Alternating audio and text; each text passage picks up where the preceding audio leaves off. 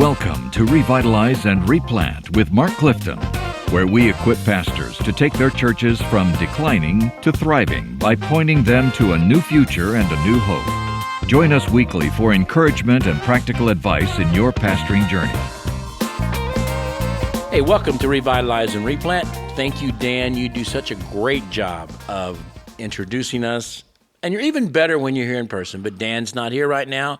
He's out making some money doing all kinds of great voiceovers. But I'm here with Mark Hallock. Hey, and what's up? Kyle Bierman down here That's on right. the end running the board. We're back at Linwood Baptist Church in Linwood, Kansas. We take this show on the road as much as we possibly can. We're still waiting for some invites. We are waiting for some invites. So we'd love to travel. We would love to travel. Bring We'll us. stay in your house and you can feed us. If you've got a cassette recorder, we can do the podcast wherever you are. Hey, today we're going to look by an article by our good friend, Mr. Brian Croft of Practical Shepherding. 5 unexpected lessons in church revitalization. Yeah, this is now, good. The name of this podcast is Revitalize and Replant. We talk about all kinds of things related to churches and pastors, but we do try to focus on revitalization because 90% of our churches really do need some help in revitalization. So here we are right now, some of the most important things you can learn, some lessons you can learn from revitalization. Number 1, Mr. Hallock. Okay, number 1 is this. This is really, really wise. Wait for the right time to implement change. Let's talk about that. Okay. Why is that so important? Well, I did have a young man call me a year or two ago, and he was really distraught, and he was being asked to leave his church.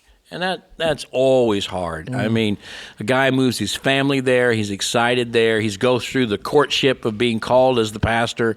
They tell him, we want to make change. We want to follow your leadership. And so, he said, I'm being asked to leave. And I said, well, tell me about it. He said, I came in and we looked at the church roll, and they had several hundred people on the church roll, only about 40 or 50 coming on Sundays. And he said, so I sat down and we started going through the church roll, started removing names and started doing those kinds of things. And he said, I made some of the people really upset to the point that the deacon said, we think you've dug yourself a hole that you can't get out of, and this has not been a good start, and we probably just need to let it go right now, and you probably need to find someplace else to go. I said, man, I'm sorry, how long have you been there? He said, I've been there 7 months. Oh, boy. I said, 7 months? You started cleaning up the rolls in 7 months? No, maybe 7 years, dude. I feel bad for him. Yeah. But the most common tactic of a zealous pastor in church revitalization is often you're doing things and it's just the wrong timing. It's the worst thing you can do. Yep. Trying to change everything that needs to be changed within the first year or two, man, of course everything needs to be changed.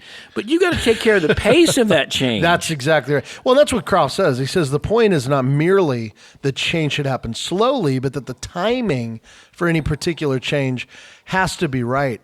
And one of the things I would say about this as well is you might be surprised that there are some things that the church is ready to change Absolutely. sooner than you thought they would be. Absolutely. But you want to assume, don't assume that. No. Don't assume 7 months and you're, No. But I think this is where it takes prayer, it takes discernment, it takes talking to long haul members. But the timing is everything. We call it tactical patience. Tactical right? patience, that's right. And you'll be surprised. They might let you change some of the songs on Sunday morning. Yep. But if you try to move a picture that's in the hallway, you're going to be in big trouble, and you don't know the difference. Totally, that's right. And so the only way you're going to know the difference is to stay there for a year or two, learn the church's stories, learn the history, learn where the values are, learn what you probably can change and can't change. And listen, I love this. Always, you ready? Always begin by changing those things they don't mind if you change. Mm-hmm. Don't begin by changing the things they don't want you to change. Yep. Don't start with those. Yeah. Start with the things on the periphery that they don't mind that you change. Yes. They may not mind if you change the worship bulletin. Now, they might. That might be an issue. But in other words, you hear what I'm saying. So please use tactical patience. That's right. There's nothing wrong with going to a church that needs revitalization and for just a couple of years just loving the people like crazy. And getting to know the community and caring for your own family to help Yes. them get ready for the changes that are going to take That's place. right. You got to earn the right to lead change. That's You got to right. earn the right. Okay, here's number 2. Don't underestimate the power of persistent love. Yes, sometimes we think the change is dependent upon our vision, our leadership, our ability to get people to follow us, our ability to kind of manipulate people or manage people. No, don't ever underestimate what 2 or 3 years of loving those people like they've never been loved, Amen. of being gracious with them, humble with them, forgiving of them, patient with them. They will follow you to the degree they see you as their shepherd, not necessarily the degree they see you as some great leader. That's right. Which is why if you come from a church, or say you were mentored in a church that was more of maybe a larger church where it was less relational, more big vision, this is one of the differences. When you're in a smaller denominative size church, especially a declining church, they just don't care about that stuff. What they're saying is does this pastor love me? Do they love the Lord? And are they going to stick around a while?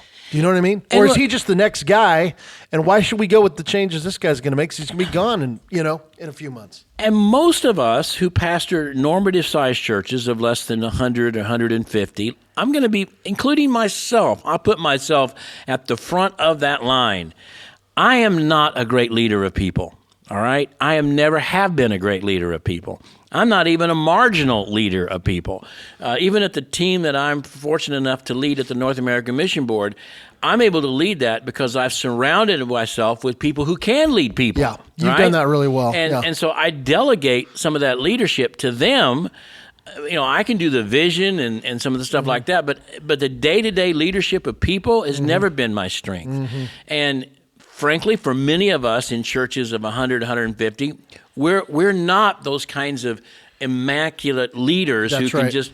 But you know what we can do? We can love people. Yes. We can shepherd people. Amen. We can care for people, and they'll follow people like that. That's exactly It doesn't right. matter if you don't have the greatest. If you're not an Eisenhower who can lead a great group of men.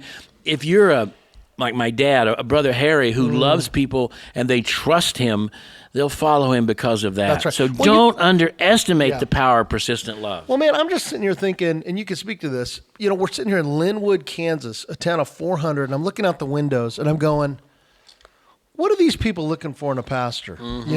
I can tell you what they're not looking for. Yeah. Is some 5-star big-time leader who's going to grow it. I mean, you know what I mean? Yes. I mean, these folks, they want to see a pastor who loves the Lord, loves them, is going to be around to be his presence in the community. That's right. And thankfully, that's what we've been called to, and that should be a joy for us. Look, I have this passion for normative-sized churches. There in Southern Baptist life, there are 40-some thousand normative-sized churches and a couple of thousand of abnormal-sized churches. Those really big ones, and I think.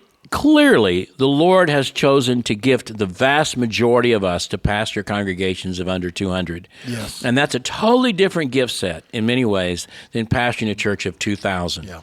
And in pastoring a church of under 200, you're right. We have to focus in on that shepherding of that congregation and loving them and caring for them and spending time with them and just overwhelming them with love. Now, if you pastor a church of 2,000, you love your church too. Sure, yes. But you can't love every single family member. It looks different. It looks different than it does because you pastor a large church. Yeah, it looks it's different. Very, very different than it is here where there are 58 people show up on Sunday morning. That means there's like 20 family units. I can really pastor 20 family units. Exactly. I can love them. And that kind of persistent love eventually will lead them to trust you to make the changes that need to be made. That's right. But you got to be patient with it. Well, and when I came to Calvary, I mean, we were 30 people, Right. and I think if you're not faithfully loving, and I will say this by God's grace, we've fought to maintain that kind of love and care and shepherding with people, but you've got to raise up other pastors who have the same heart. So in a larger church, it begins with the lead pastor. He has to have the love and compassion for his congregation, but then he surrounds himself with other pastors who take that and multiply it out across right. them. That's right. Okay, number 3, never underestimate the joy. This is so good. Yeah. of winning over those who are hostile to you, not making them your permanent enemies, not trying to cut their legs out from under them, not trying to maybe even get them to leave the church, but to understand without a doubt how important it can be to take some people that were once your most hostile enemies, and through consistent love and concern and forgiveness and investing in them and being humble with them, eventually to see that turn around. Dude, totally. Listen to what Croft says. It's so good. He says, without a doubt, some of my most meaningful relationships in the church are with those who once wanted my head. Some who once prayed that I would leave now pray that my ministry in the church will be fruitful. These people do not think I am the greatest pastor in the world, nor do they agree with me about everything, yet through the struggles and battles over the years, God was doing something miraculous of which I was largely unaware. Trust was building, understanding was growing, and mutual affection was subtly forming in both our hearts. That's so good, man. It is wonderful. And it is the most beautiful thing you'll ever see when you realize there was some people here that I had. And, that's a change in your heart as well as their heart. That's right. And if you see them as an enemy and you just want to win, you want to defeat them. Yeah, conquer them. Conquer them, thank you. You just want to conquer them. That's not the heart of a pastor. That's exactly right. It's wonderful. Number 4. Go ahead. Okay, I got it. No, don't neglect your elderly members. They're one of your greatest gifts. It's easy to do that. It's easy to Why neglect is it them. easy? Why is it easy to do that? Because we're so focused on young people and youth, and we always talk about the future of the church as the youth, and we want young families and we want children. And of course we do, but the tendency then is to neglect the older folks who are there every Sunday, who give very regularly, who may be your greatest prayer warriors, who have a tremendous history of working with the Lord and understanding His work and all kinds of experiences that they can share. And sometimes, they're often resistant to change. And sometimes and we've talked about in previous podcasts why they're so resistant to change. It's pretty obvious. Everything else in their life has changed, and they're tired of it. That's right. And the church is the one place that they have some stability, and we want to come in and start making changes there. So they're going to be obviously many times resistant to that change. But at the same time, you can really find all kinds of joy by just loving them and caring for them and respecting them and honoring them and including them in the worship service, including them in the prayer time, including them in all kinds of things. I mean, it's amazing how a multi-generational church can truly be a place where we can find true joy, and the world doesn't see that anywhere else. Totally. Don't ignore your older members. Make them a part of your congregational worship service. Look, hand them ahead of time, give them a wireless mic. Let them know next Sunday, I would like you to read these scriptures, and maybe print them out in a really large font. Or if you're going to sing a particular song, maybe if it's a newer song, say, hey, Brother Carl, next Sunday morning, would you take this microphone, and before we sing this song, would you read this scripture and invite us to sing? Encourage them. Yeah. And some of them are the most amazing prayer warriors. And having them, I've even had sometimes where I'll have an older member, I'll get ready to preach, and and I'll say, Forrest, would you mind just praying for me this morning that I'll preach well, and some elderly man stands up and pray. I mean, just engage them in the service. Let them know they're important. Let them know they matter. Let the younger people know they matter. And you'll begin to really connect them together. It's a point of all this is when you're trying to grow a church, make changes, reach new people, it's incredibly easy to ignore them. Yeah. And you do that at your own peril. Yep, that's good. It's a good word, man. Okay, number 5, last one. Croft says, labor for the satisfaction of seeing unhealthy, dysfunctional church patterns broken. What do you think that means? Well, here's what I think he's talking about, is the power of the gospel to change lives.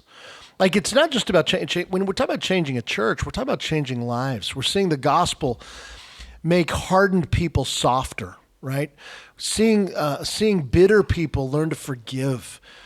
Do you believe in the power of the gospel? That's the bottom line. When we talk about church revitalization, this isn't just about externals. This is about supernatural change that only the Holy Spirit can bring about. So, guys, in a person's life. what we're talking about here, Mark, is not revitalization that is dependent on growing numerically, but revitalization that actually revitalizes the heart and the DNA of the congregation. Amen. That's exactly right. So the congregation isn't just growing numerically. We're 20 more than we were last year, whatever. Because you can grow more numerically and still be incredibly unhealthy. You think? And dysfunctional. Happens Absolutely. all the time. It happens all the time. But what you want to see in your revitalization, is there a greater joy in the gospel?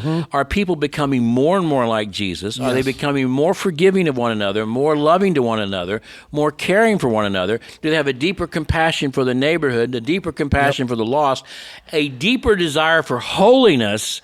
Amen. That's what you want to work toward. That's now, right. if you work toward that, eventually the church probably will grow numerically because Jesus said, I will add to my church. And that'll be a healthier church, and he will add people to it. But labor for the satisfaction of seeing unhealthy and dysfunctional church patterns being broken, rather than simply laboring for the satisfaction of having 10 more in worship this year than we had last year. That's so good. And those are two very different things. So those are five unexpected lessons in church revitalization. And as always, we'll put these in the show notes. And as always, please subscribe to our podcast and let us know what we can share with you, what you would like to hear on our podcast. We want to be helpful. Yeah, we'll probably ignore it, but go ahead and... Because we don't really plan these. We get up, and while we're driving through McDonald's to get here, we just decide what we're going to do. So, no, not really. Entirely true. Not entirely true. But here's the deal. What? We want to serve our listeners. We do. We want to be helpful. All three of them. So we do. Tony, Chuck, and Bob, we need your help. You guys who are listening, call us. Bye. Thanks for joining us today on Revitalize and Replant.